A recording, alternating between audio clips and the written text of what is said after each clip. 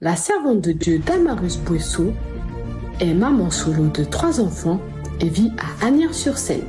En 2019, elle donna sa vie à Christ. Appelée au ministère de la guérison, de la délivrance et de la restauration des familles en tant qu'intercesseuse, Damarus accompagne en tant que coach les familles, les femmes blessées et les personnes en quête de guérison émotionnelle à travers des temps d'enseignement et de la prière. Son battement de cœur est de voir des vies restaurées, guéries et affermies en Jésus-Christ. Tu n'es pas brisé parce que le Seigneur Jésus-Christ ne t'a pas créé brisé, mais bien au contraire, il t'a créé avec un esprit de force et de puissance. Il ne t'a pas créé brisé. Alors sors cela de ta tête, sors cela de ton esprit, de ce que tu es brisé. Non, refuse de ce que tu es brisé, car ce n'est pas vrai. C'est un mensonge du diable. Alors, ne confonds pas ton état avec ton identité. Ne confonds pas ton état avec ton identité. Dieu t'a créé pour que tu sois une force, une puissance et que tu sois celle qui va résoudre les problèmes de ce monde. Car il dit dans sa parole, je connais les projets que j'ai formés sur toi, bien-aimé. Projets de paix et non de malheur pour t'apporter un avenir et de l'espérance. Un avenir et Présente sur Instagram à travers Bouessou Consulting, elle est passionnée par la musique, la lecture et l'écriture. AFF, veuillez accueillir la servante de Dieu, Damarus Bouessou.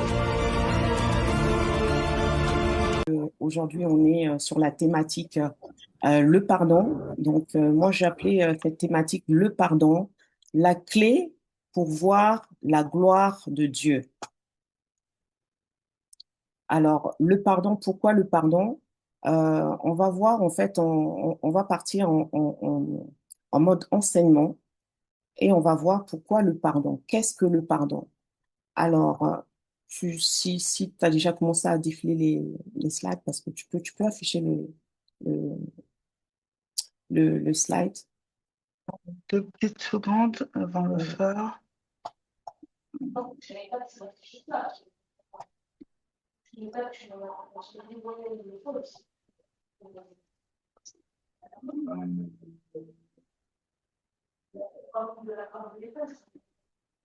Qu'est-ce que le pardon? Donc, le pardon, en fait, selon le dictionnaire Larousse, le pardon est le fait de ne plus tenir rigueur à quelqu'un d'une faute ou d'une offense ou d'un tort subi. Donc, on peut voir la Bible en Éphésiens 1, en Éphésiens 4, versets 31 à 32. La Bible déclare que toute amertume, toute animosité, toute colère, toute clameur, toute calomnie et toute espèce de méchanceté disparaissent du milieu de vous. Soyez bons les uns envers les autres, compatissants, vous pardonnant réciproquement comme Dieu vous a pardonné en Christ. En Colossiens 3, verset 13, la Bible déclare, supportez-vous les uns les autres et si l'un a un sujet de se plaindre de l'autre, pardonnez-vous réciproquement. De même que Christ vous a pardonné, pardonnez-vous aussi. Amen. Il y a un problème avec le slide. T'arrives pas, c'est pas grave. Alors je vais faire sans slide. C'est bon, je peux continuer sans slide à ce moment-là. Oui, vas-y, on va essayer de régler le problème. OK.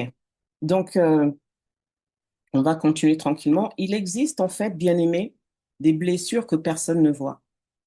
Il existe en fait des douleurs qui ne saignent pas de l'extérieur, mais qui détruisent l'intérieur de l'âme. Certaines personnes ont été rejetées avant même d'avoir appris à parler. Certaines ont grandi sans amour. Certaines ont été humiliées, abandonnées, frappées, trompées, méprisées, mais pourtant, ces mêmes personnes sont encore debout. Aujourd'hui, je suis venue pour vous parler d'une personne. Je suis venue pour vous parler d'une personne qui aurait pu mourir intérieurement, une personne qui aurait pu devenir amère, une personne qui aurait pu tout abandonner.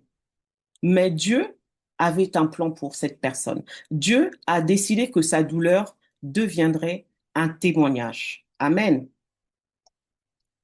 Donc, on va commencer par le premier chapitre que moi j'appelle le rejet dès la naissance.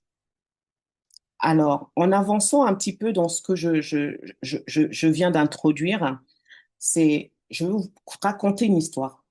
Je vais vous parler en fait d'un enfant qui n'avait même pas encore ouvert les yeux sur le monde que le rejet l'attendait déjà. Je veux vous parler alors que cet enfant était encore dans le ventre de sa mère, une violente dispute éclate entre ses parents, où la mère a failli perdre la vie et donc perdre de facto le bébé. Le père accuse la mère d'infidélité.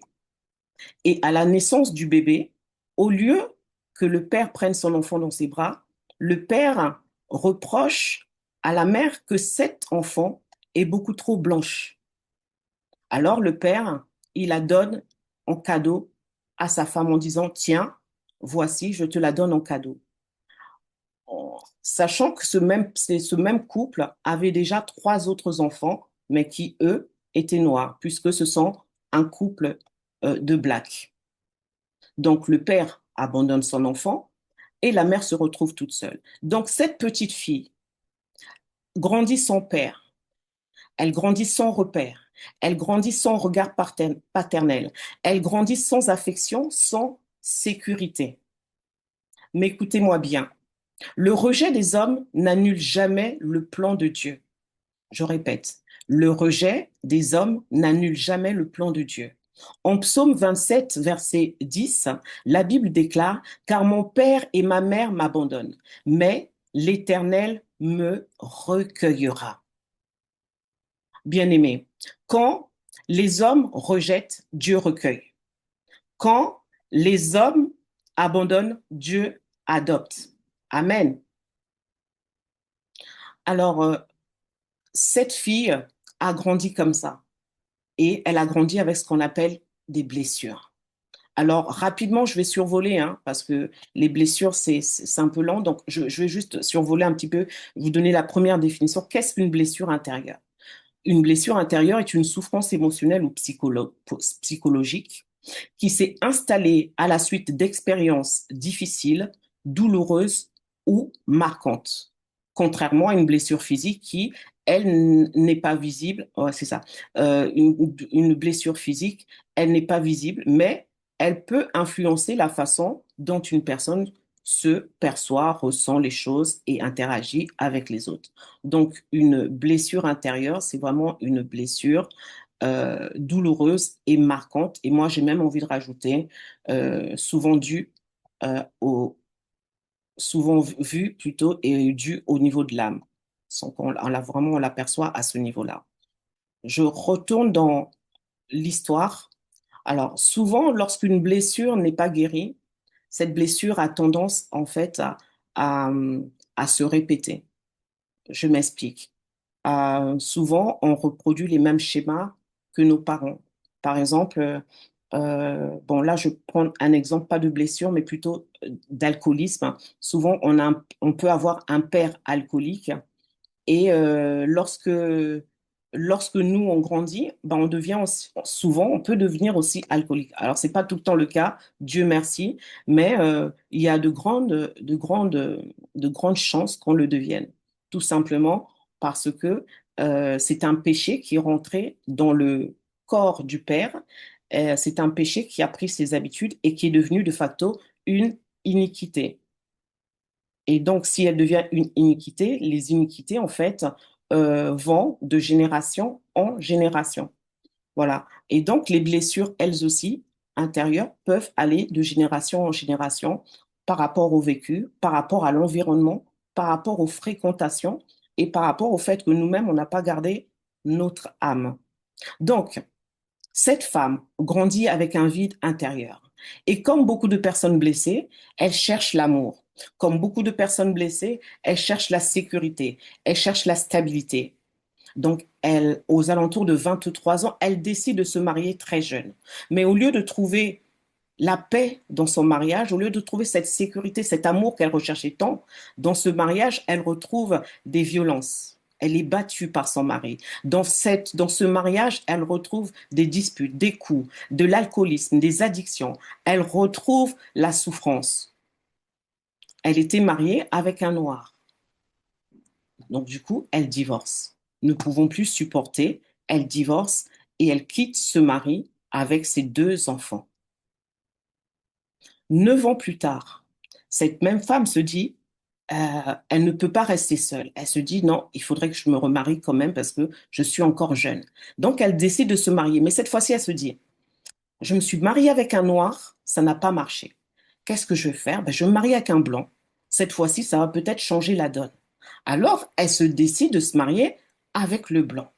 Mais encore une fois de plus, dans ce nouveau mariage, avec un Européen blanc aux yeux bleus, elle y découvre de l'alcoolisme. Elle découvre les addictions en tout genre, l'impureté sexuelle. Elle découvre les blessures du cœur, de l'âme, les désillusions. Elle découvre la souffrance, mais surtout la solitude à 2. Alors qu'elle est dans un couple, alors qu'elle dort avec un mari, mais elle découvre la solitude à 2. Je ne sais pas pour toi, mais je ne sais pas si ça t'est déjà arrivé, mais c'est compliqué lorsque on vit en couple et finalement on se sent seul, on se sent incompris, on se sent pas aimé, on se sent délaissé en fait, tout simplement. Et dans ces moments-là, en fait, on finit par se demander pourquoi ma vie ressemble-t-elle à un combat perpétuel? Pourquoi est-ce que ma vie ne ressemble-t-elle pas à un long fleuve tranquille? Alors, ces questions-là, je pense que beaucoup d'entre nous se les sont posées. Moi aussi, je me les suis posées, hein.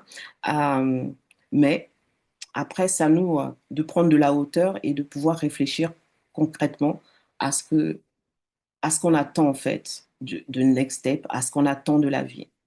Alors là, tout de suite, on va passer sur les différents types de blessures. Puisqu'on est en plein dedans, on va commencer par la première blessure, la blessure du rejet. Enfant, on peut prendre comme exemple un enfant non désiré. Un enfant non désiré subit une blessure de rejet. L'abandon, c'est une blessure de rejet. L'abandon, rejet familial, rejet amoureux. Et on a un exemple biblique qui est très intéressant, c'est l'histoire d'Agar. Donc, je pense que vous connaissez l'histoire d'Agar. En fait, Agar, c'était en fait, comme dans le désert, en fait, l'enfant, je reprends juste, Agar, en fait, était la servante de Sarah et Sarah, ne pouvant avoir d'enfant, a demandé à ce que Agar aille avec Abraham pour enfanter un enfant à Abraham, avoir une descendance. Et donc, une fois qu'Agar était bien enceintée, comme on peut dire en Afrique, Agar s'est sentie un peu pousser les ailes. Et donc, Sarah était jalouse et a demandé à ce que Abraham puisse la chasser. Donc, Agar, effectivement, s'est retrouvée dans le désert. Hein. On peut lire dans Genèse 21, verset 14, Abraham se leva de bon matin, prit du pain et une outre d'eau qu'il donna à Agar et plaça sur son épaule. Il lui remit aussi l'enfant et la renvoya.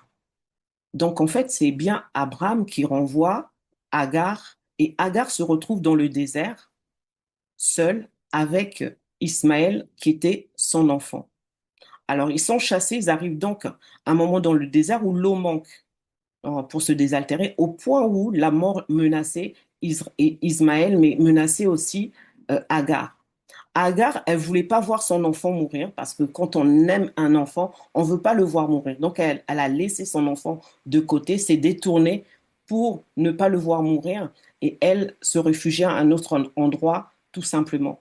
Mais ce qui est extraordinaire dans cette histoire, c'est que Dieu a entendu les cris de l'enfant. Dieu a entendu l'enfant. Je ne sais pas si vous comprenez. Dieu n'a pas entendu Agar qui était en train de pleurer. Non, Dieu a entendu l'enfant. Pourquoi est-ce que Dieu a entendu l'enfant? Tout simplement parce que cet enfant, donc Ismaël, était la descendance d'Abraham.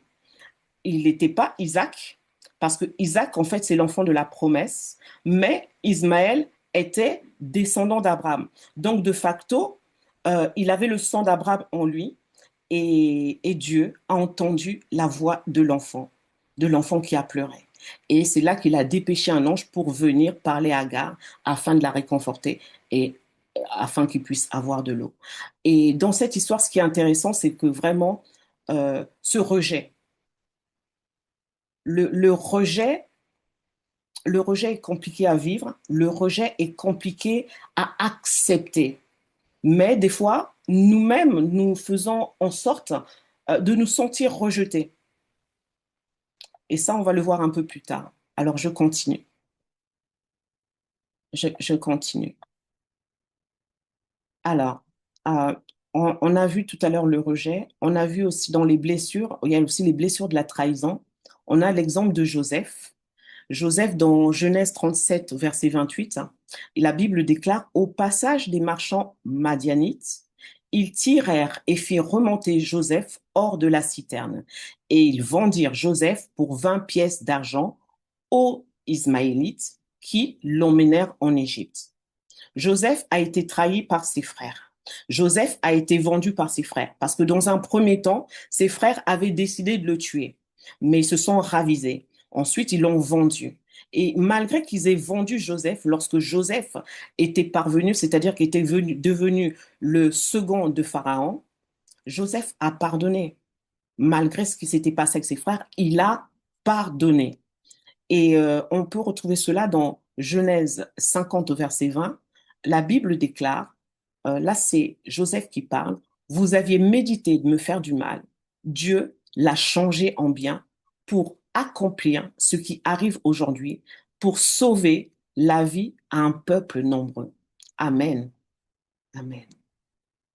On a également les blessures des paroles destructrices. Alors ça, c'est important aussi. Certaines paroles détruisent une destinée, comme par exemple, tu ne vaux rien, tu es incapable, euh, tu ne réussiras jamais. Ces paroles-là, souvent, nous, mères ou pères, pouvons le dire aux enfants. Alors, de manière consciente ou de manière inconsciente, ou tout simplement sous l'impulsion de la colère. Et ça, c'est très grave, parce que nos paroles sont créatrices. Donc, si elles sont créatrices, ce que nous sommes en train de proclamer, ce que nous sommes en train de dire au travers de notre bouche, risque de s'accomplir. Donc, voilà pourquoi il faut faire très attention à ce genre de paroles, parce que l'enfant, lorsqu'il entend ces paroles, grandit avec ça et se sent blessé, et devient blessé tout simplement intérieurement. Voilà. Proverbe 18, verset 21, la Bible déclare, la mort et la vie sont au pouvoir de la langue. Quiconque l'aime en mangera les fruits. Euh, Maintenant, on a les blessures d'injustice.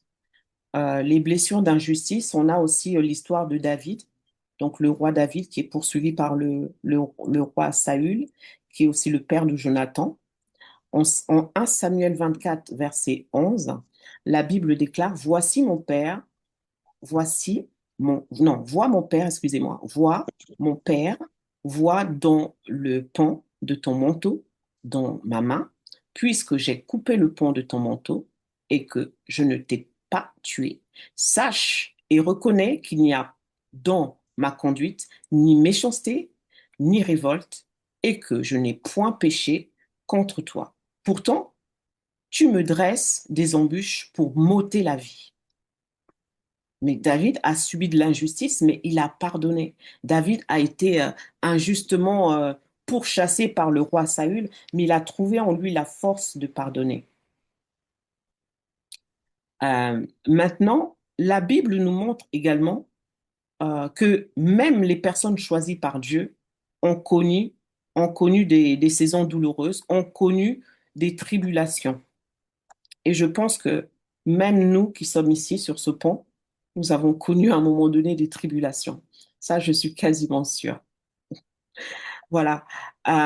Donc, ce qu'on peut voir aussi, les dangers, ça c'est le chapitre 3. On passe sur le chapitre 3 qui est le danger de l'amertume, le danger du manque de pardon. Pourquoi est-ce que l'amertume est un danger. Pourquoi est-ce que le manque de pardon est un danger? Alors, l'amertume est un danger. Pourquoi? Tout simplement parce que l'amertume détruit l'âme. En Hébreux 12, verset 15, la Bible déclare: Veillez à ce que nul ne se prive de la grâce de Dieu, à ce qu'aucune racine d'amertume, poussant des rejetants, ne produise du trouble et que plusieurs n'en soient infectés. Parce que l'amertume, tout simplement parce que l'amertume, non seulement elle détruit l'âme, mais elle emprisonne le cœur, elle détruit la paix et elle contamine les relations. Ah bon? T'avais pas noté? Je peux continuer, c'est bon? En deux, le manque de pardon ouvre des portes spirituelles. Le manque de pardon ouvre des portes spirituelles. Éphésiens 4, versets 26 à 27, la Bible déclare: Si vous vous mettez en colère, ne péchez point, que le soleil ne se couche pas sur votre colère et ne donnez pas accès au diable. Parce que la colère prolongée ouvre des portes à l'oppression.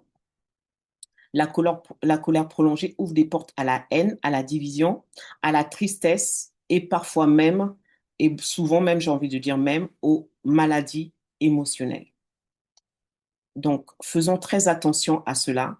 En trois, le manque de pardon bloque la communication avec Dieu.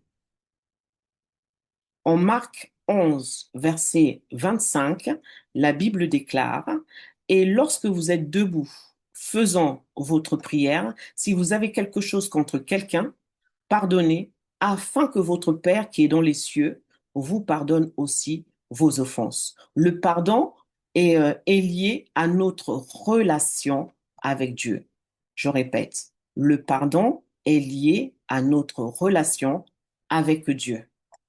Maintenant, le manque de pardon, en quatre, le manque de pardon emprisonne spirituellement. Là, on va lire la parabole du serviteur impitoyable en Matthieu 18, versets 32 à 35. Alors le maître fit appeler ce serviteur et lui dit: Méchant serviteur, je t'avais remis en entier ta dette parce que tu m'en avais supplié. Ne devais-tu pas aussi avoir pitié de ton compagnon comme j'ai eu pitié de toi? Et son maître irrité le livra au bourreau jusqu'à ce qu'il eût payé tout ce qu'il devait. C'est ainsi que mon Père céleste vous traitera si chacun de vous ne pardonne à son Père de tout son cœur. Amen. Alors, je voudrais attirer votre attention sur le manque de pardon qui emprisonne spirituellement. Je m'explique. Nous venons de dire que le non-pardon devient en fait une prison, n'est-ce pas? Alors, le manque de pardon devient une prison tout simplement parce que nous sommes des chrétiens et nous faisons des prières. Lorsque nous faisons des prières, quand on fait une prière, on prie et la prière monte à Dieu, n'est-ce pas? Elle est censée monter à Dieu. Mais il arrive parfois que nous faisons des prières, les prières ne montent pas à Dieu. Alors pourquoi ces prières ne montent pas à Dieu? Pourquoi est-ce que ces prières sont, j'ai envie de dire, interceptées? Tout simplement parce que Dieu regarde l'état de notre cœur. Dieu regarde l'état de notre cœur. Il ne se contente pas d'écouter juste les paroles qui sortent de notre bouche, mais il regarde l'état de notre cœur. Alors lorsque, par exemple, tu pries, par exemple pour une femme qui prie, exemple, Seigneur, bénis-moi, je veux mon mariage, je veux mon mari, Seigneur, je veux un mari beau, avec des tablettes de chocolat qui soit ceci, qui fait, etc. Tu pries jusqu'à fatigué. Maintenant, lorsque, lorsque tu es exaucé, l'exaucement va dépendre de la source de l'exaucement. Je ne sais pas si je suis claire. Tout simplement, si toi tu pries, tu as prié pour ton mari, pour avoir ton mari, mais en même temps, quand tu as fini ta prière, tu vas voir la sœur Gertrude et tu commences à dire à la sœur Gertrude: Ah oui, mais moi, je suis fatiguée de cette personne-là. Tu commences à médire, tu commences à mentir, tu commences à voler, tu commences à insulter les gens. Bien-aimé, il faut savoir qu'à ce moment-là, la prière que tu as faite, parce que ton cœur n'était pas sincère, parce que ton cœur n'était pas pur, parce que ton cœur n'était pas saint, cette prière va monter, mais elle va être interceptée par un démon. Pourquoi? Parce que le cœur dirige ta prière en fonction de ce qu'il y a dans le cœur. Donc, en fonction de la source qu'il y a dans ton cœur. Donc, si c'est la colère que tu as, c'est de l'amertume que tu as, c'est de la méchanceté que tu as, ça va être dérouté et ça va être intercepté par un démon et tu vas être exaucé.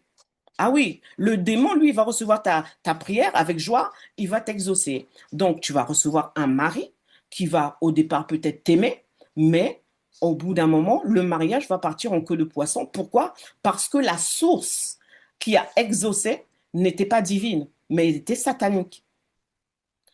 Voilà pourquoi j'attire votre attention sur cela, parce que c'est très important. Lorsque nous prions, des fois nous prions avec une colère en se disant oui, voilà, on va m'exaucer. C'est pareil pour un homme qui veut monter un business. Seigneur, Seigneur, je veux devenir un prodige dans ma génération. Je veux assurément avoir un business qui marche de tonnerre. S'il te plaît, exauce-moi. Mais en même temps, il est en train de pratiquer l'impudicité, il est en train de pratiquer la masturbation, il est en train de sortir avec la femme de son meilleur pote. Mais lorsqu'il va être exaucé, il va avoir son entreprise. Le problème, c'est que au bout d'un moment, les problèmes vont arriver dans l'entreprise. C'est-à-dire qu'il sera accusé, par exemple, de détournement de fonds, hein, et, son business va s'écrouler petit à petit jusqu'à ce que peut-être il va disparaître. Tout simplement parce que la source qui a exaucé n'était pas Dieu. La source qui a exaucé n'était pas Dieu. Voilà pourquoi j'insiste beaucoup sur ce point-là. C'est un point très important auquel on ne fait pas trop attention, mais qui est capital pour notre marche avec le Seigneur, qui est capital pour l'exaucement de nos prières. Alors, moi, je reviens maintenant à cette femme. Alors qu'elle était remplie d'amertume, cette femme, l'amertume a commencé à parler en elle en disant, plus personne ne t'aimera, tu ne vaux rien, pourquoi est-ce que tu dois vivre encore, pourquoi est-ce que Dieu permet cela, etc., etc., etc. Bien aimé, moi j'ai juste envie de dire que la douleur n'est pas le plus grand danger, non. Le plus grand danger, c'est de laisser la douleur devenir de la haine. Le plus grand danger, c'est de laisser la douleur devenir une habitude en nous, voire une iniquité. En Hébreux 12, verset 15, la Bible déclare « Veillez à ce qu'une racine d'amertume ne produise du trouble ». Donc, l'amertume détruit la paix, elle détruit les relations, elle détruit la foi, elle détruit l'espérance. Mais cette femme a pris une décision. Cette femme a refusé de mourir intérieurement. Cette femme a décidé de ne pas mourir, elle a refusé de mourir physiquement. Parce qu'elle voulait se battre, tout simplement. Alors, toujours en continuant, cette femme, au bout de 5 ans de mariage avec ce second mari, elle décide, elle reçoit plutôt la visite, du diable, tout simplement, dans son rêve. Et le diable lui annonce clairement, à 2 reprises, comment elle allait mourir, la date de sa mort, et en même temps, Dieu fait bien les choses parce que au moment où ces rêves arrivent, elle fait la rencontre du Seigneur Jésus. Elle devient folle amoureuse du Seigneur Jésus. Elle est foudroyée par l'amour. L'amour qu'elle recherchait, souvenez-vous, dans les premiers chapitres. Elle recherchait impérativement l'amour, elle recherchait la sécurité, elle recherchait tout simplement à être aimée. Et là, tout d'un coup, elle est foudroyée par l'amour du Seigneur Jésus. L'amour dont elle a cherché, elle est foudroyée par la sainteté de Dieu. Alors, un jour, arrive justement, parce que bon, quand on vient à Christ, après, il y a des cheminements qui se passent, vous le connaissez très bien, et là arrive le jour du baptême. Le jour du baptême arrive et son mari refuse catégoriquement de venir avec elle au baptême. Parce qu'il ne veut pas entendre parler de Jésus, il ne veut pas entendre parler de cette relation qui sera à trois au final puisqu'il y aura elle, lui et Jésus au milieu. Donc lui refuse ça, il ne veut pas. Alors pendant que la femme, elle est en train de plonger dans les eaux du baptême, le mari claque la porte et s'en va de la maison, la quitte et la laisse seule avec ses enfants. Ça, c'est un double choc pour cette femme. C'est un double choc pour cette femme. Alors, cette femme aurait pu tout abandonner. Cette femme aurait pu décider de tout abandonner, de se suicider. Mais elle a décidé de se battre pour ses enfants. Cette femme aurait pu tout abandonner, mais elle a décidé de se battre pour survivre. Elle aurait pu tout abandonner, mais elle a décidé de rester debout. Elle aurait pu tout abandonner, mais elle a décidé tout simplement de se battre pour donner un sens à sa vie et de se battre pour ses enfants. Et c'est là que Dieu commence à transformer une victime en témoin. C'est là que Dieu commence à transformer une victime en témoin. Car certaines personnes traversent l'enfer. Non, non pour mourir. Ces personnes ne traversent pas l'enfer pour mourir, non, mais pour devenir une lumière pour les autres. Et la Bible déclare en Romains 8, verset 28, « Toute chose concourt au bien de ceux qui aiment Dieu. » Donc, ce que l'ennemi voulait, c'était utiliser cette femme pour détruire sa vie. Il voulait impérativement détruire sa vie. Sauf que Dieu avait un autre projet. Car il dit dans sa parole, voici, j'ai des projets de bonheur et non de malheur pour vous apporter un avenir et de l'espérance. Dieu allait en fait utiliser cette femme pour sauver d'autres personnes. Amen. Alors là, on arrive sur la clé, sur le pardon, la clé de la liberté. Le pardon, en fait, bien-aimé, n'est pas de dire ce qu'ils m'ont fait était normal. Non, non. Le pardon n'est pas de dire la violence était acceptable. L'abandon n'était pas grave. Non, non. En Romains 12, verset 19, la Bible déclare « À moi la vengeance, à moi la rétribution, dit le Seigneur. » Pardonner, c'est remettre en fait la justice entre les mains de Dieu. Et Jésus nous l'a montré, hein. Jésus nous a montré le chemin. On lui a craché à la figure. Hein. On a craché à la figure de Jésus, on l'a insulté, on l'a méprisé. Sur la croix, il même humilié, même frappé. Mais il n'a pas abandonné. Il n'a pas abandonné tout simplement parce qu'il était focalisé. Il était focalisé sur la mission que le Seigneur lui avait donnée. La mission qui était d'aller et de sauver toute l'humanité, de réconcilier le Seigneur avec les êtres humains sur terre. Il aurait pu abandonner le Seigneur Jésus, mais il a tenu bon parce qu'il savait assurément qu'il avait un avenir, il avait prévu un avenir et de l'espérance pour chacun d'entre nous, pour toi, pour moi, pour nous toutes qui sommes ici.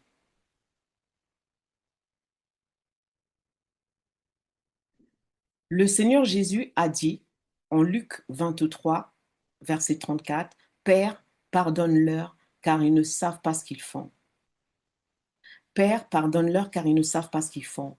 Et c'est là où on trouve vraiment la grandeur de notre Seigneur Jésus-Christ, parce qu'il était humilié, il était frappé, il était maltraité. On lui a arraché sa barbe, mais quelle méchanceté! On lui a arraché sa barbe, mais malgré ça, on lui a cloué les mains, on lui a cloué les pieds, on lui a mis une lance au niveau du flanc. Mais malgré ça, il a trouvé la force de dire, Seigneur, pardonne-leur, car ils ne savent pas ce qu'ils font, car ils ne savent pas ce qu'ils font. Ah, quel amour, quel grand homme, quel grand Dieu que nous avons. Amen. Amen. Pardonner aux autres est le premier niveau.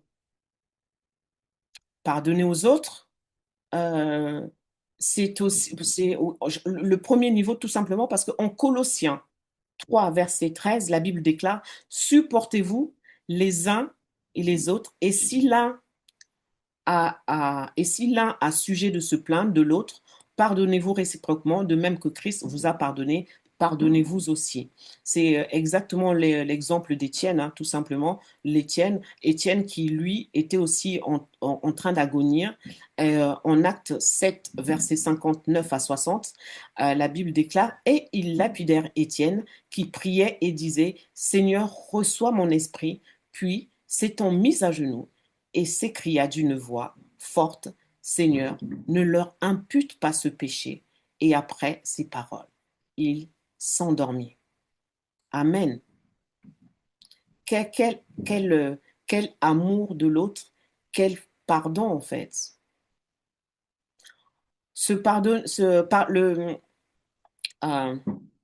Donc, le pardon, c'est aussi se pardonner soi-même.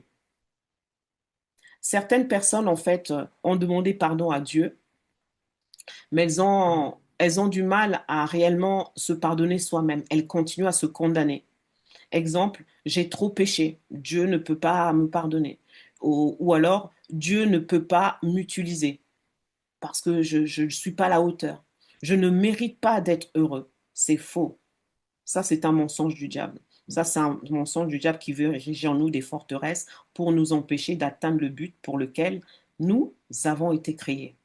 En Romains 8, verset 1, la Bible déclare, il n'y a donc maintenant aucune condamnation pour ceux qui sont en Jésus-Christ.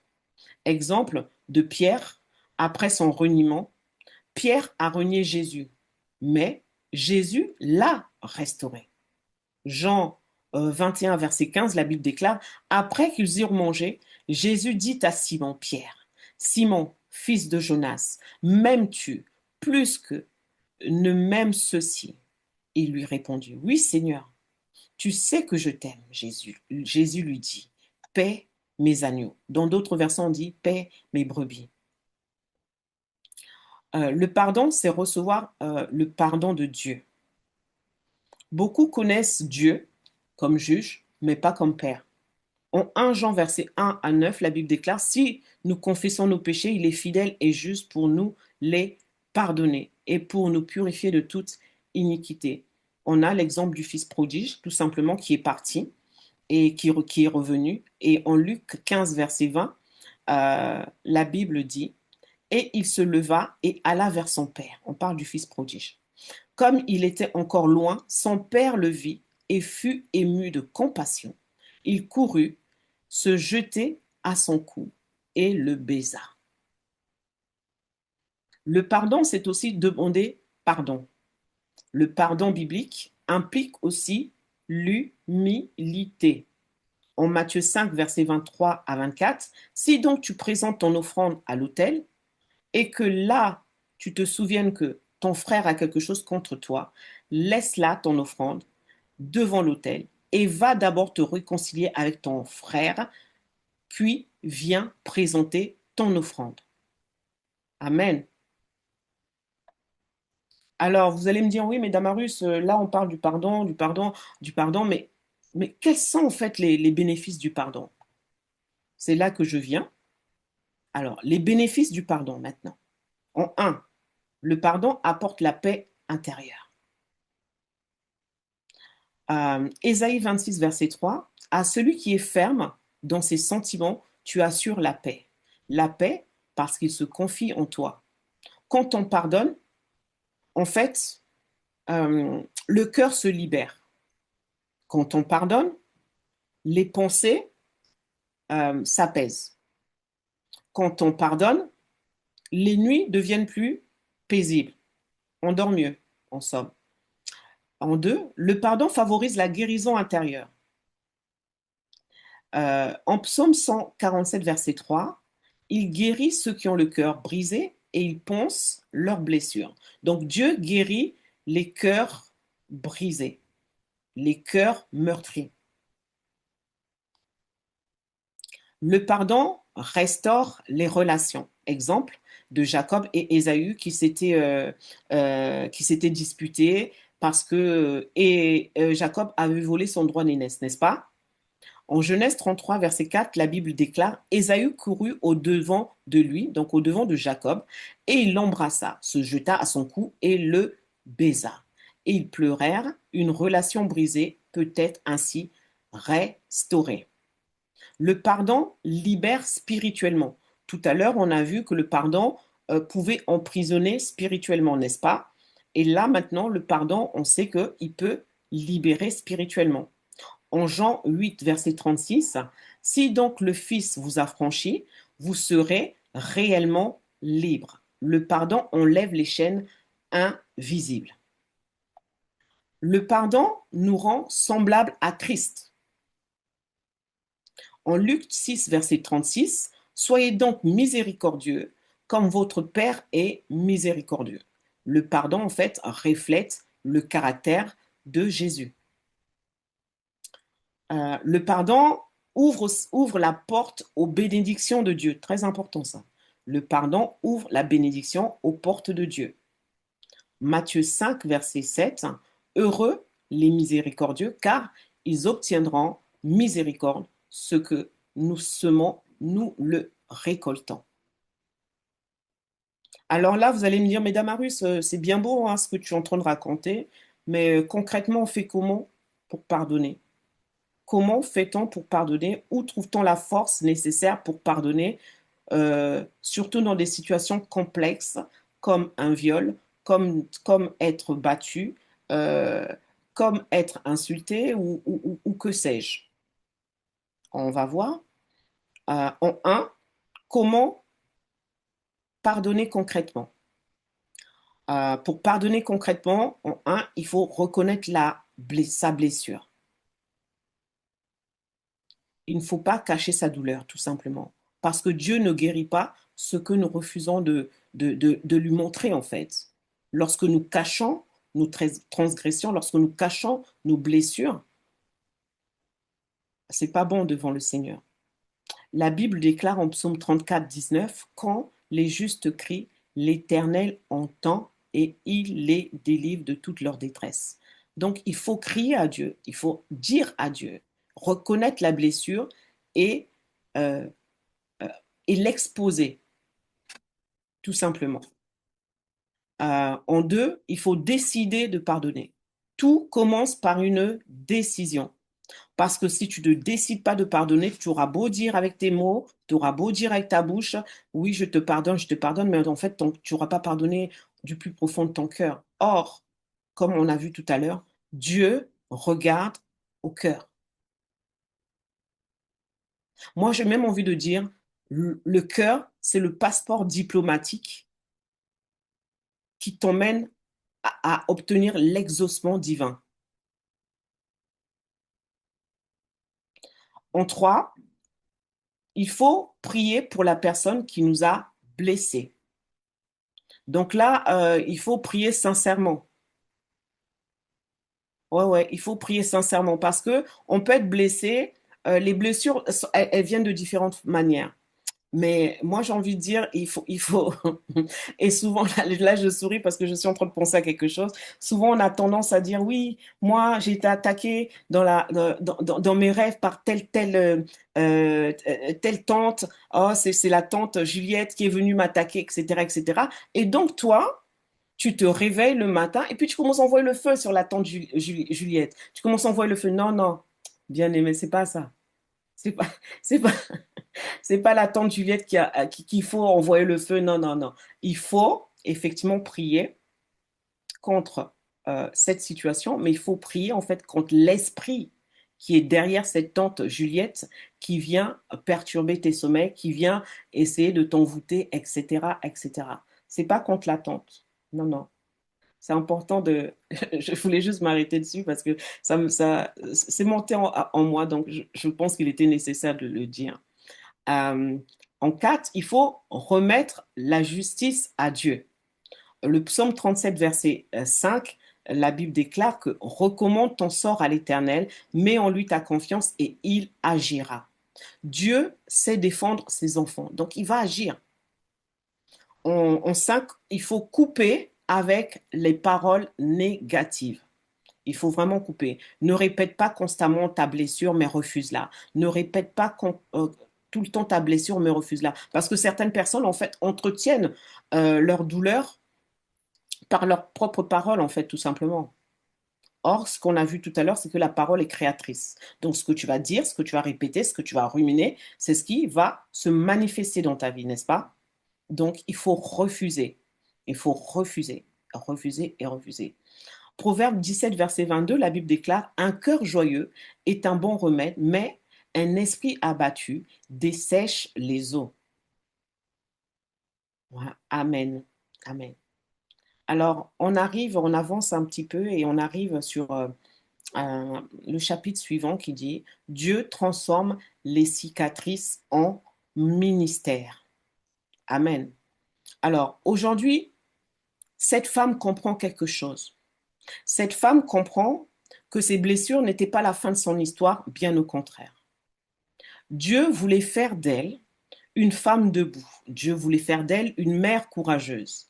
Dieu voulait faire d'elle une source de bénédiction pour des multitudes. Dieu voulait faire d'elle une voix pour les blessés. Dieu voulait faire d'elle une lumière pour beaucoup de nations. On se rend compte souvent que les personnes les plus capables de guérir d'autres personnes sont celles qui ont elles-mêmes été blessées. Ce sont elles-mêmes qui ont été blessées avec de blessures profondes et qui au final sont elles-mêmes le témoignage. En 2 Corinthiens 1, verset 4, la Bible nous déclare, il nous console dans toutes nos afflictions afin que, par la consolation dont nous sommes l'objet de la part de Dieu, nous puissions consoler ceux qui se trouvent dans quelques afflictions. Dieu ne gaspille pas sa douleur. Non, Dieu ne gaspille pas sa douleur. Aujourd'hui, bien-aimé, je suis venu dire à quelqu'un, que ton histoire n'est pas terminée tant que Dieu n'a pas dit que c'est fini.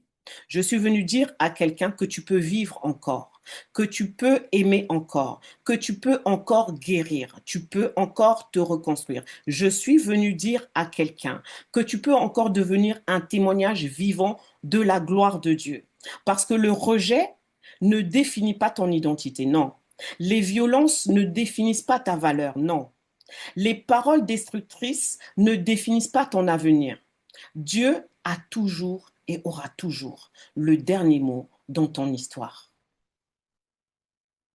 Job, versets 19 à 25, la Bible déclare, « Mais je sais que mon Rédempteur est vivant et qu'il se lèvera le dernier sur la terre. » Alors moi, j'ai juste envie de dire que le pardon ne change pas le passé. Le pardon ne change pas le passé, mais il libère l'avenir.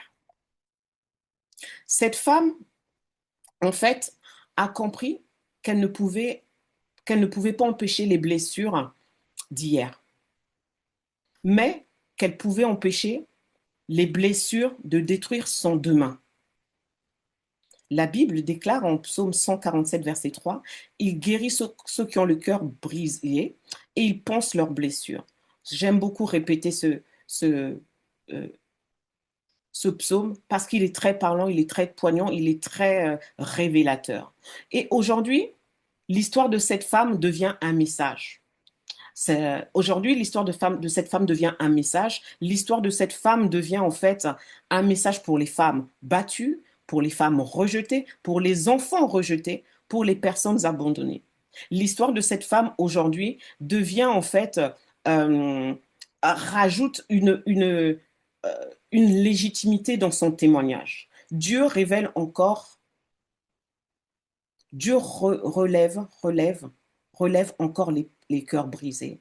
Et bien aimé, moi j'ai envie de te dire que si Dieu a été capable de le faire pour cette femme, c'est qu'il est capable de le faire pour toi aussi. Si toi aussi tu es dans l'affliction, si toi aussi tu es dans la blessure de l'âme, dans la blessure de l'intérieur, mais que tu as du mal à pardonner parce qu'il t'a fait du mal, parce qu'il t'a blessé, parce qu'il t'a injurié, parce qu'il t'a insulté, parce qu'il ne te respecte pas à la maison.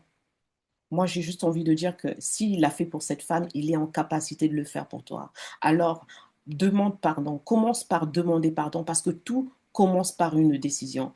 Et bien aimé, j'ai juste envie de te dire qu'il faut que tu saches que cette histoire, ce n'est pas n'importe quelle histoire, mais cette histoire, c'est mon histoire. Cette histoire de cette femme, c'est moi.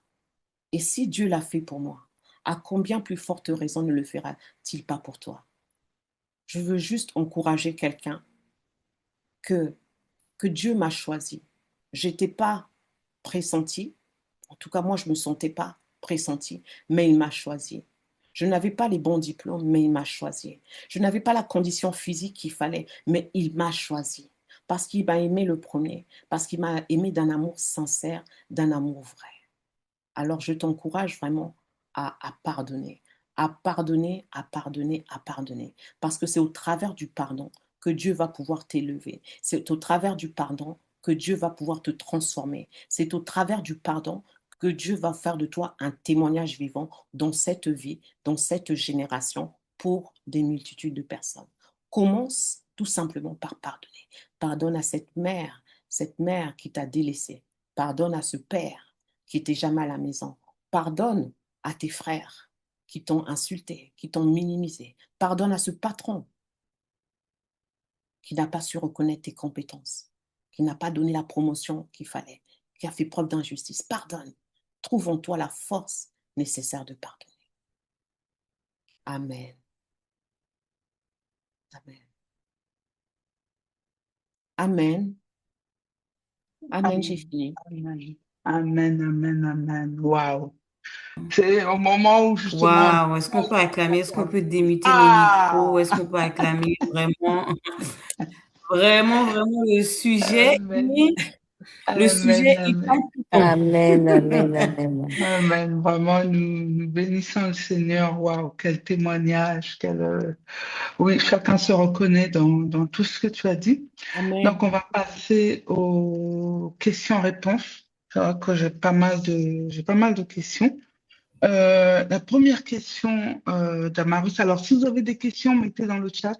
D'accord? N'hésitez pas à mettre dans le chat. Comme elle a tellement bien témoigné, à la fin, elle a dit que cette femme, c'était elle. Donc, si tu t'es justement retrouvé dans son témoignage, n'hésite pas à poser des questions. Et Damarus va se faire un plaisir par l'Esprit Saint de pouvoir répondre. C'est vraiment le moment de pouvoir en profiter. Moi, j'ai une première question, servante de Dieu. Tu as dit, pardonner, c'est remettre la justice. Je dis qu'elle, peux-tu enlever le slide, s'il te plaît? Voilà, ok, merci. Alors, je disais donc, tu as dit, pardonner, c'est remettre la justice à Dieu. D'accord, excellent. Pardonner, ça veut dire qu'on remet la justice à Dieu. Mais j'ai envie de poser la question à savoir aussi, mais comment je fais pour lâcher prise? Pour être sûr que Dieu fera cette justice-là? Parce que moi, la douleur, elle est tellement intense, la blessure est tellement là. Et tu as rajouté la fameuse phrase que justement certaines personnes qui ont du mal à pardonner détestent, c'est Père, pardonne-leur, car ils ne savent pas ce qu'ils font. Ah ben non, moi parce que ce mari savait qu'il me donnait des coups, cette belle-mère savait qu'elle me faisait souffrir, cette mère savait en m'infligeant tous ces mots, toutes ces insultes, elle savait ce qu'elle est en train de faire. Donc c'est cette prière de Jésus à la croix que justement les personnes qui sont vraiment profondément blessées ont du mal. Alors la question c'était comment faire pour laisser la justice à Dieu? C'est une très bonne question, effectivement. Comment faire pour laisser la justice de Dieu opérer? Tout simplement, il faut beaucoup prier. Il faut beaucoup prier. Il faut vraiment faire confiance au Saint-Esprit. Parce que, en fait, la Bible déclare que nous avons la volonté, mais pas la capacité. Donc, on comprend à travers ce verset que la capacité ne vient pas de nous. C'est Dieu qui nous capacite. Nous-mêmes, on n'a pas la capacité. Moi, ça a été mon cas. Je n'avais pas la capacité de pardonner. Mais parce que je me suis recueillie, je me suis retrouvée, je me suis vraiment agenouillée, priée nuit et jour pour que Dieu me donne la capacité de trouver en moi la force nécessaire du pardon. Amen. Donc, c'est très important, vraiment, il faut faire confiance au Saint-Esprit. On ne peut pas arriver humainement lorsqu'on reçoit, par exemple, pour mon cas, qui a été ça, moi, j'ai reçu des coups, des blessures, des morsures, et tu dors dans le même lit avec cette même personne. Comment est-ce que tu regardes cette personne? Comment est-ce que tu as encore envie sexuellement de cette personne? Donc, c'est vraiment trouver en toi la force nécessaire, vraiment la force, au Amen. travers la puissance du Saint-Esprit qui agit en toi. Et c'est lui qui fait. Donc, vraiment, faut vraiment se laisser abandonner dans les mains du Saint-Esprit. Et c'est lui qui gère. Amen. Donc, dans le lâcher-prise, il faut continuer à prier et continuer à se battre en laissant Dieu prendre le contrôle totalement. Exactement. OK, merci. Deuxième question. Les personnes blessées sont souvent très dures. Lorsqu'on parle avec une personne blessée, il suffit de toucher cette personne-là, justement, et on sent quelque chose changer en elle. Non, non, non, moi, de toute façon, j'ai déjà pardonné. Même si elle dit qu'elle a pardonné, mais on sent toujours qu'il se passe quelque chose. Pourquoi, en fait, le manque de pardon ramène à la dureté, ramène, les personnes deviennent, comment dire, elles ne sont plus humbles, ou elles disent, oui, j'ai pardonné, mais moi, en tout cas, on sent qu'il y a des choses qui ne sont pas encore parties. Pourquoi le manque de pardon ramène à la dureté, en fait, de la personne vis-à-vis de, que ce soit la personne qui a fait mal ou vis-à-vis d'elle-même? Lorsque effectivement on a du mal à, c'est comme par exemple, on peut prendre l'exemple d'une personne qui a beaucoup souffert et qui dit qu'elle pardonne, mais en fait, dans son cœur, lorsqu'elle voit la personne, elle n'arrive pas à supporter sa présence. C'est-à-dire qu'en fait, dans son cœur, il y a encore des traces, il y a encore des blessures. Les blessures ne sont pas parties. C'est-à-dire qu'elle n'a pas pardonné avec un cœur sincère, avec un cœur vrai. Et donc là, il faut faire un travail sur soi, un travail de restauration, soit au travers d'une cure d'âme, ou tout simplement en étant dans la présence du Saint-Esprit et demander au Saint-Esprit que lui-même enlève, extirpe ce qui n'est pas de lui, en fait, en nous, pour pouvoir donner la place au Saint-Esprit et que l'amour de Dieu nous foudroie, que l'amour de Dieu soit en nous pour pouvoir après le dispatcher, effectivement. Amen, amen. Alors, la deuxième question qui est remontée, la troisième, c'est un peu en rapport avec ce que tu viens de dire. Comment savoir si l'on a véritablement pardonné et pas seulement on fuit la blessure? Comment savoir que réellement là, j'ai pardonné la personne et pas seulement j'ai essayé de cacher une blessure ou autre? Alors, oui, effectivement, ça rejoint un petit peu la première question qui a été posée, la question précédente plutôt. Alors, effectivement, euh, soit on pardonne sincèrement et on ressent comme un poids qui s'enlève de nos épaules.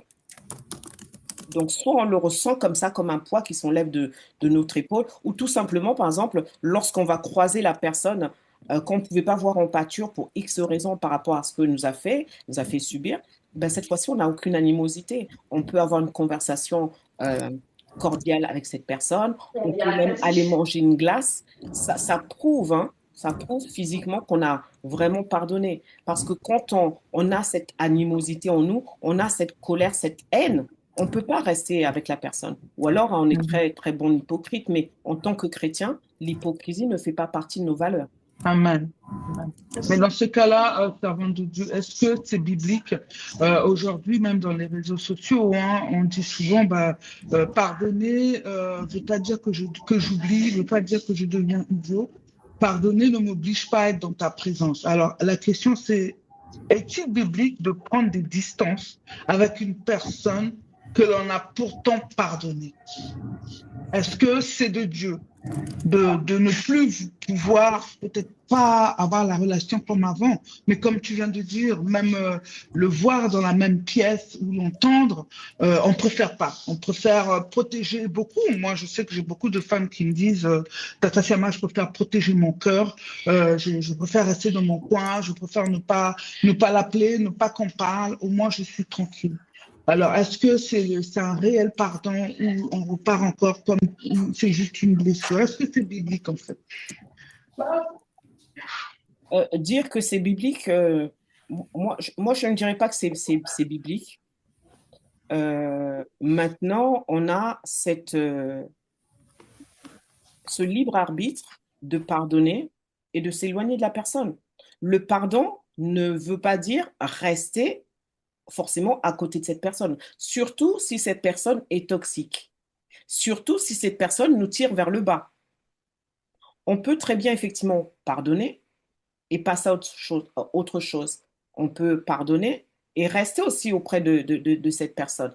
Mais ça dépend de la relation, ça dépend de l'environnement dans lequel cette personne opère, ou même nous-mêmes, hein, tout simplement.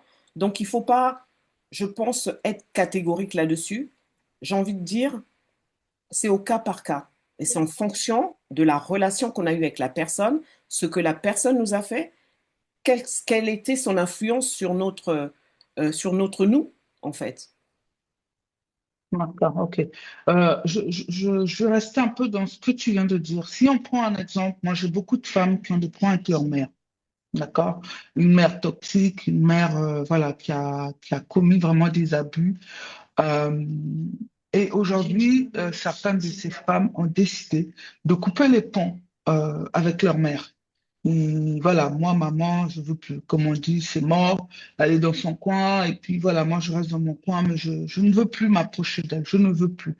Et c'est aussi elles-mêmes des mères de famille aussi. Quel conseil tu donnerais à ces femmes, justement, qui ont cette difficulté à pardonner, qui sont entre deux chaises au niveau du pardon concernant, justement, leur mère? Je ne vais pas prendre l'exemple du mari parce que c'est un peu plus c'est encore une autre profondeur, mais je prends vraiment l'exemple de la mère. Quel est l'exemple quel est le conseil que tu donnerais lorsqu'on a une mère toxique? Lorsqu'on a une mère toxique, il faut beaucoup prier pour cette mère.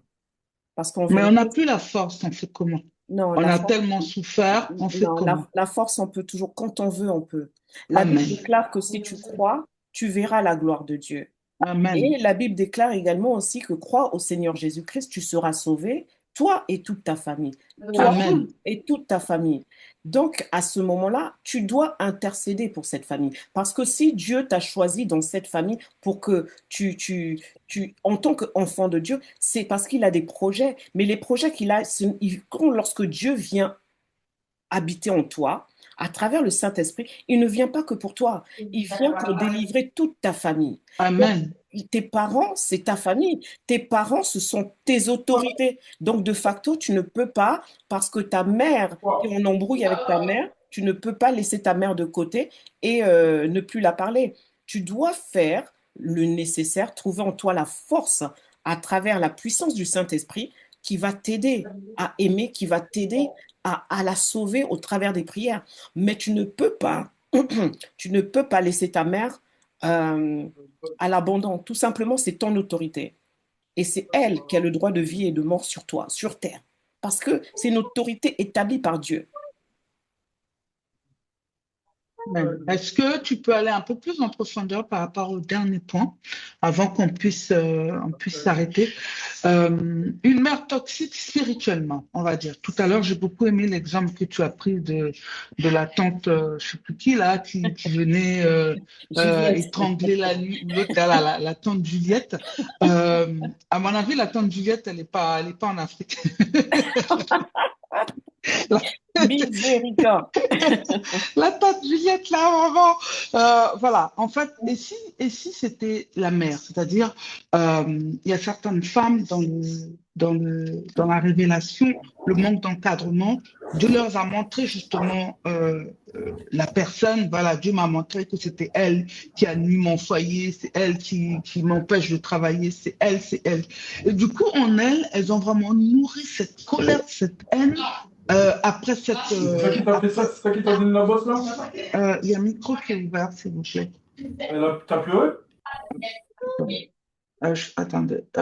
Maman Clémentine, ton micro est ouvert. Bon.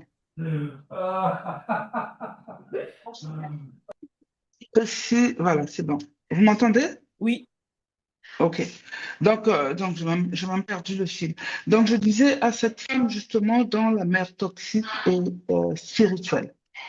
Et elle-même, elle n'a pas vraiment le niveau pour pouvoir s'élever, pour pouvoir justement contrecarrer ces plans-là. Et on lui a souvent dit d'envoyer le feu. Donc, elle envoie le feu matin, midi, soir auprès de maman, auprès de cette femme. Quel est le conseil que tu donnerais lorsque justement l'abus ou le degré de toxicité, si je peux dire, est spirituel? donc on est d'accord que cette personne dont la tante vient la faire souffrir, entre guillemets, dans ses rêves, La maman, la pour être plus maman, proche.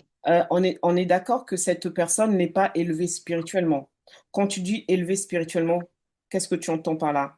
Est-ce Je veux qu'elle dire pas. elle sait prier? Est-ce qu'elle ne sait pas prier? Est-ce que... Non, elle s'est priée, mais par exemple, tout ce qui est l'identité du combat spirituel. Ok. C'est-à-dire, j'ai beaucoup de femmes vont dire, voilà, Dieu m'a donné l'autorité, Dieu. Mais lorsqu'il s'agit d'aller justement aller chez cette personne toxique, sorcière, tout ce qu'on veut, ben, on a peur en fait. J'emmène pas mes enfants là-bas, elle est les mystiques, elle est les bizarres. C'est de ça dont je parle en fait. Amen, amen. Non, ben, faut pas avoir peur. Faut pas avoir peur parce que la peur paralyse. La peur empêche les prières de monter. Donc déjà, cette personne, je pense qu'il faut qu'elle s'affermisse. Elle connaisse déjà son identité en Christ. Ensuite, qu'elle s'affermisse spirituellement parce que c'est pas parce que tu es en Christ que forcément tu vas gagner à tous les coups, tous les combats, toutes les batailles. Non.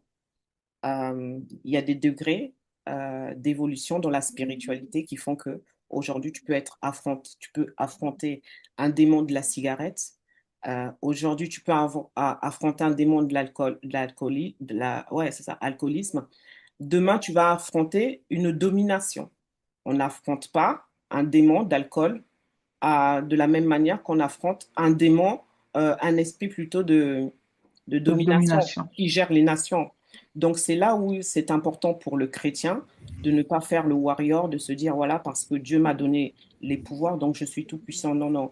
Il y a des différents paliers, donc il faut qu'il travaille déjà son identité, se forme aussi sur le combat spirituel, hein, pour pouvoir aller contrecarrer, attaquer, et vraiment que cette personne déjà devienne forte spirituellement elle-même avant d'aller attaquer de grands esprits qui peut-être la dépasser. Surtout qu'elle enlève la peur, parce que la peur paralyse, la peur euh, désactive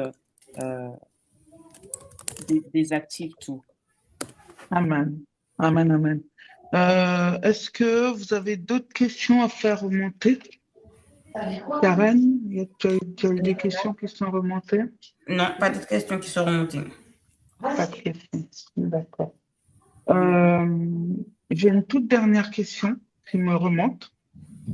Euh, Aujourd'hui, on est à l'ère de la délivrance. C'est-à-dire que euh, toute personne qu'on trouve un peu bizarre, on se dit il faut qu'il soit délivré. Penses-tu que le manque de pardon est un esprit? Penses-tu qu'il y a des personnes, justement, pour qu'ils puissent pardonner, ont besoin de délivrance? Non, pas forcément. Mhm. Non, non. Les personnes, pour qu'elles puissent parler, n'ont pas forcément besoin de délivrance. Amen. Comme on a dit tout à l'heure, le pardon commence par une prise de conscience, une décision. Amen. Dès lors qu'on décide, on active. On active en nous ce processus d'aller dans le pardon, de pardonner. Donc, non, non, on n'a pas forcément besoin de délivrance, à part si c'est vraiment euh, des choses qui sont enracinées en nous, quoi. Là, oui, là, on a besoin d'une délivrance. Mais si c'est juste parce que, voilà, on a subi tel trauma sur tant de temps, après, ça dépend aussi des personnes, la sensibilité spirituelle des gens. Amen. Ça, c'est très important aussi. Il y a des gens qui seront plus sensibles que d'autres et qui vont plus emmagasiner les choses et les choses auront plus du mal à s'extirper. Tandis que d'autres seront plus facilement, euh, je ne vais pas dire délivrables, mais euh, ils seront plus faciles à traverser ces épreuves. Amen, amen, amen. Amen. Nous sommes arrivés au terme de ce temps. Vraiment, nous bénissons le Seigneur.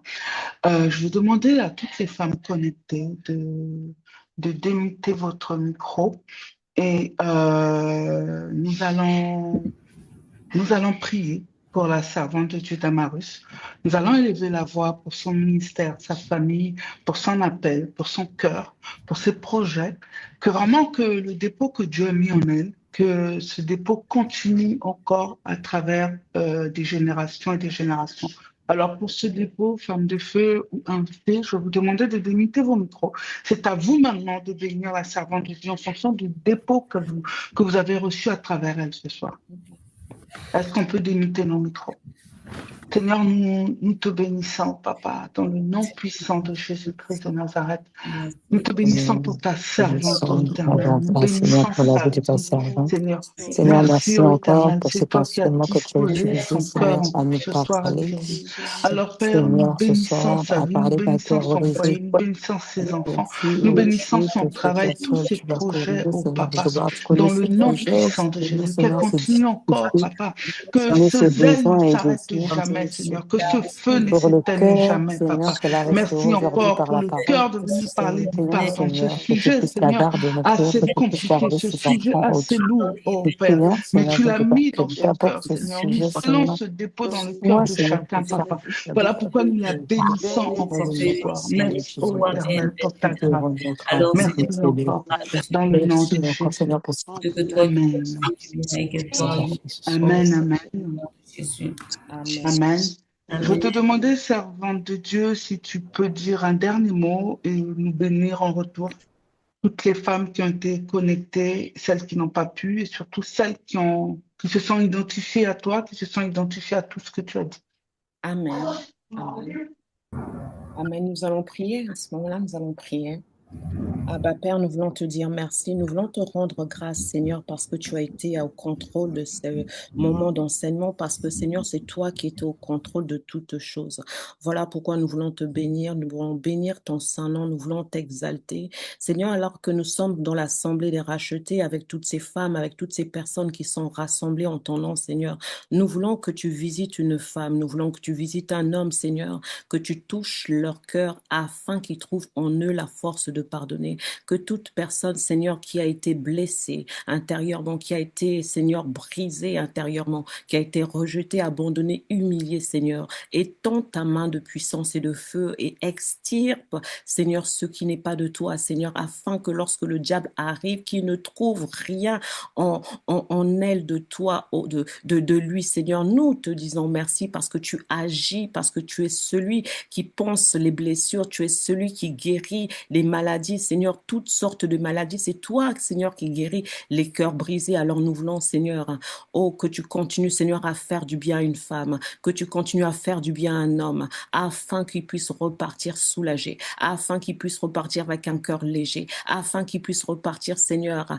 avec une guérison, Seigneur, parce que c'est toi qui guéris. Seigneur, nous te disons merci parce que tu es en train assurément d'agir. Tu es en train assurément de transformer, Seigneur, les mentalités afin qu'elle puisse trouver, Seigneur, la force au travers de la puissance de ton esprit qui agit en elle de pardonner, Seigneur, à un frère, de pardonner à une mère, de pardonner à un mari, de pardonner, Seigneur, à un petit copain. Seigneur, nous te demandons de ce que tu agisses puissamment dans chacun dans chacun d'entre nous, dans chacune des femmes qui sont ici présentes, dans chacun des hommes qui sont ici présents, dans le nom puissant de Jésus. Que le sang de Jésus couvre chacune d'entre nous ici, au nom puissant de Jésus. Je dresse une muraille de feu autour de chacune d'entre nous, Seigneur, et que les paroles, Seigneur, qui ont été libérées, Seigneur, s'établissent sur les tables de notre cœur afin qu'elles ne soient plus jamais volées. Seigneur, c'est dans le nom puissant de Jésus-Christ que nous t'avons ainsi prié avec action de grâce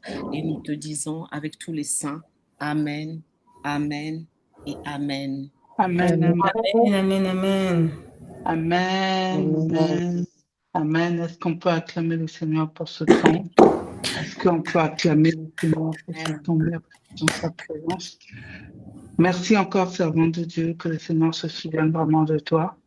Soyez bénis, femme de feu, excellente soirée dans la présence de Dieu et à très bientôt.